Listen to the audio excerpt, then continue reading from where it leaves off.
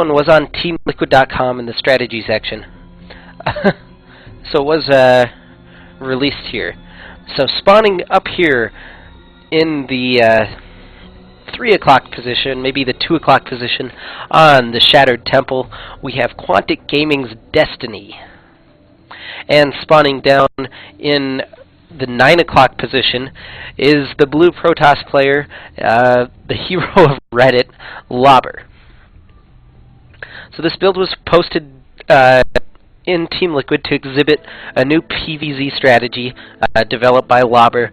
So I'm excited to see just kind of what he does. Again, my name is Meristematic.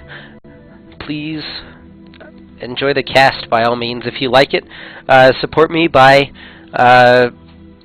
following me on Twitch TV or on YouTube. My YouTube channel is youtube.com/meristematicsc. So we do see both players just very standard so far.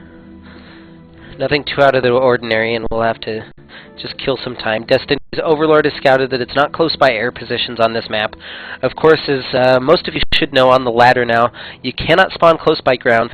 It's pretty imbalanced toward Terran, or at least against Zerg. So they got rid of that.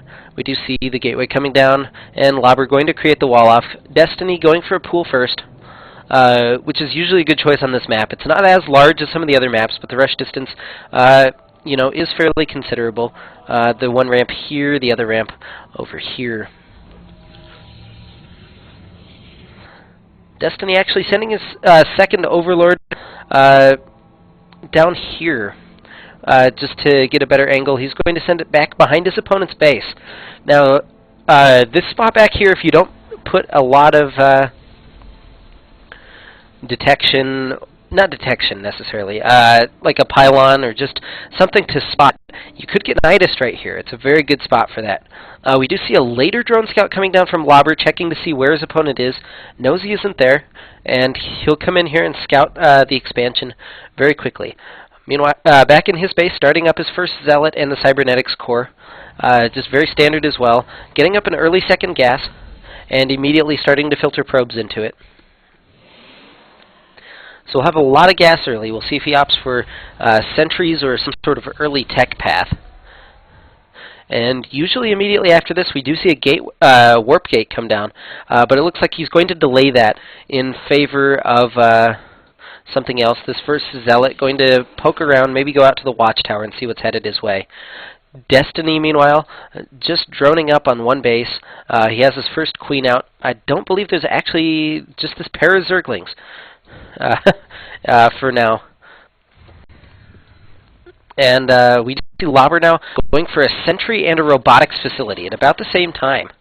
So just a very interesting play so far from him. And their warp gate finally started. So a little bit of a delayed warp gate. And I'm really curious to see how this will work out for him. These Zerglings going to poke up and see the sentry here. And if there's a sentry already, he should know that a lot of gas has been invested in that, and which means that he's not going to necessarily have that tech. Of course, we know better. Getting the sentry, getting a warp prism right now, the first thing out of his robotics facility. So will we see a sentry drop? As he's already got two of them, making a third one now, and this is just a very gas-heavy opening. These two Zealots moving out across the map for Lobber, and so one gateway so far, and a couple of sentries. And this is actually fairly safe, as what can your opponent produce right now? Only Zerglings, most likely. I feel like it would be vulnerable to some sort of almost ZVT like Terran bust. But, or Terran bust, Baneling bust, excuse me. But we do see creep starting to spread very nicely from Destiny. He'll be able to connect his main to his natural, which will make that harassment better. He sacrifices an Overlord to try and see what's going on. Did he spot? No, he still hasn't seen the robotics facility. And I'm pretty sure he didn't. Oh, did he catch the warp prism there? floated right over those Zerglings, but I'm not sure he caught it. 3 sentries and a Zealot in the Warp Prism. Kind of an interesting combination. This Overlord now going to poke in, and he'll see the robotics facility, as well as Gateway not being done, and only 1 Warp Gate. So just a very interesting build so far from Lobber. This Warp Prism will be able to move in. It looks like these Zerglings actually headed back. I don't know if they're aware of it. And everything dropped now, and that's a nice force field. He'll be able to get a couple of these drones for free. And again, a couple more force fields, just trying to make sure he can do it. He'll actually pick them up and drop them back over the force field. Really nice micro there. And just picking up these sentries in the Zealot, trying to conserve as much as possible. Only the Queens are able to hit this Warp Prism, and it'll be able to get away. What damage was done there? Only 1 worker killed. So I'm not sure it was worth it, but he didn't lose anything. So nothing too damaging. Destiny, meanwhile, going to take down these destructible rocks. I'm not sure he scouted this expansion. Okay, he has. So that's the response. Scouting the expansion, and he'll be able to take this 3rd base straight away and just remain ahead in terms of macro. If we look at the Workers tab, 35 to 26, so sacrificing a little bit of economy for this Warp Prism harassment. The Warp Prism actually scouted these Zerglings taking down the gold rocks, so he'll be able to know what's up as well. And we still see only 1 Warp Gate in a robotics facility.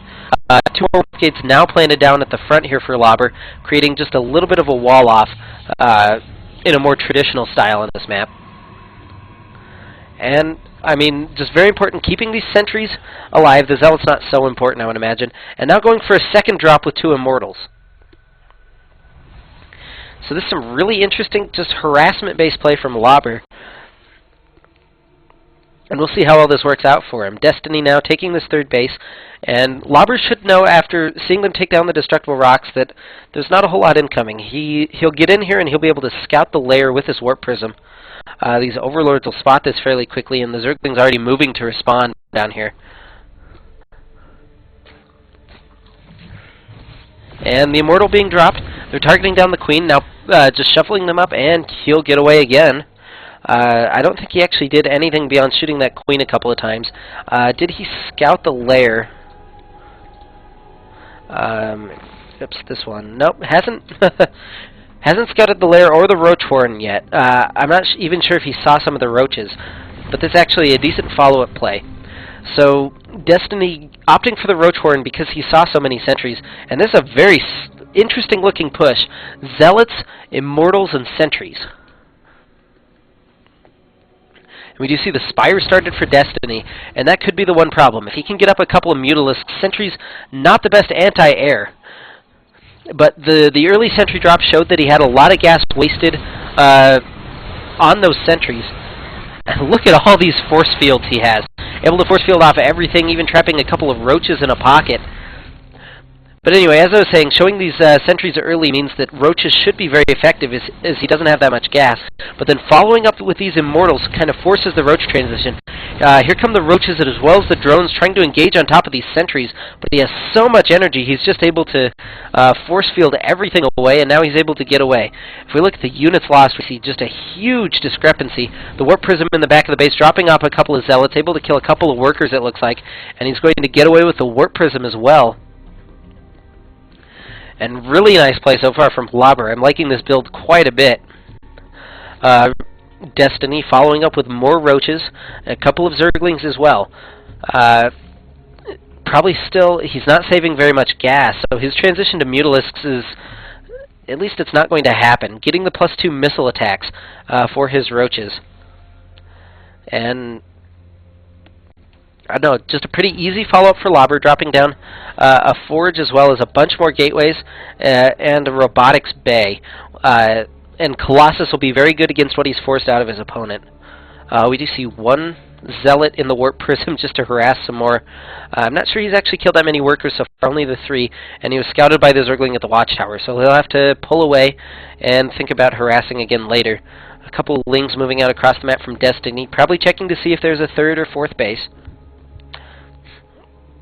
And Destiny actually ahead by supply on, by 12. That's a little bit deceiving, as a lot of it is just invested in these roaches so far. If we look at the units tab, we actually see the Protoss player ahead on workers by 10. And that's not what you usually want to see happen as a Zerg player. The Warp Prism now trying to harass this third base from behind. This Corruptor's actually going to catch it, and that might be all for this Warp Prism. Not even going to be able to drop the Zealot. Save the Zealot! He does drop it. The Zealot's not going to be able to do a whole lot. He's going to start taking down these destructible rocks for later. And we do have a little bit of a chase scene going down. I believe the Corruptor is quite a bit faster than the Warp Prism without the speed boost. And it does go down. So good job by the Corruptor. Now taking the gold base here as well as the third base. So just kind of an interesting transition. These rocks were going down to the Zerglings, but able to be fought off by the Stalkers and Zealots. And Lobber still, he has all these sentries. 10 sentries and 6 immortals. Just a little bit ridiculous. Not a whole lot of Stalkers, so again, if Destiny was able to make the Mutalisk transition, I think he would be way better off, but instead going for an Infestation Pit as well as a Hydralisk Den. I think the Hydra Den is right there. So we'll see some sort of, just a whole lot of gas units coming down from Destiny. He did sacrifice, or the Overlord was picked off in front of the base, so he's going to see this move out. And there's 2 Colossus in with this push. And what's here to defend? Only Roaches and Lings, and this is, and Lobber should be able to make short work of this. He's even got a lot of energy. He should be able to make some nice pockets as well. And the Immortals just ripping through everything. A nice flank from Destiny, but again, nice force fields from Lobber, able to keep track of them, and the Protoss player will just slaughter everything from every direction. A lot of the Stalkers have gone down, but there's still all the Immortals and the Colossi. The important units are still left, as well as 5 of the 10 sentries. And now Overlord's going down, not a big deal. It's not going to supply block him at all. Still a 50 supply lead now for Lobber, and he's going to move in on one of the, actually he's going to pull back. But the damage has been done. And all the scary units from Destiny, he's forcing Destiny to have to remake some units rather than teching up and getting the very scary units like Infestors or Hydras. He is transitioning into Mutalisks, which I think would have been solid earlier, but now Lobber going to have enough resources to be able to get these Stalkers up, even researching Blink now, so he'll be completely defended from Mutalisks, trapping in the drones even, because he has the sentry energy, and all these Lings going to go down as well as this third base. And now Lobber actually up by a base on his Zerg opponent, and just playing very solidly, up by 60 supply as well.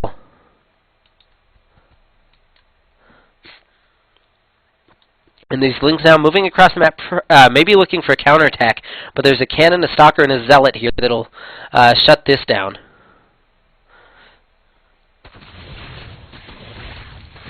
And he's going to lose a lot if he continues with it. Yep, there he goes, pulling back, and he's actually going to get trapped by the Protoss army. So again, Destiny, I'm not sure he's making a whole lot of mistakes here, but Lobber just punishing him. Again, I think the earlier Mutalisk transition would have been very killer against this build, but now these Mutalisks are going to move in and try and do a little bit of damage. But there's not a whole lot left here. He's going to kill some probes, which is always nice, but Lobber almost maxed out, and Destiny leaves the game as soon as that push happens. So a nice win from Lobber and a really interesting strategy, that move out, the Zealot Immortal Sentry move out, just a very key unit in the game, able to smash Destiny's army down and force him to remax on basically Roaches and Lings, and then handle him with a later Colossus transition. So I think, thanks to Lobber for posting this replay on Team Liquid, and I hope you enjoyed the cast. Again, follow me on Twitch TV, twitch.tv/Meristematic, which is where you're probably watching this video. You can also follow me on YouTube, youtube.com/MeristematicSC, or you can send any feedback you want, or if you just want to have a nice chat, you can email me, meristematic.sc@gmail.com. When I'm in-game, I hang out in the Zamboni channel, and I'd love to hear from a lot of you. So thanks for watching,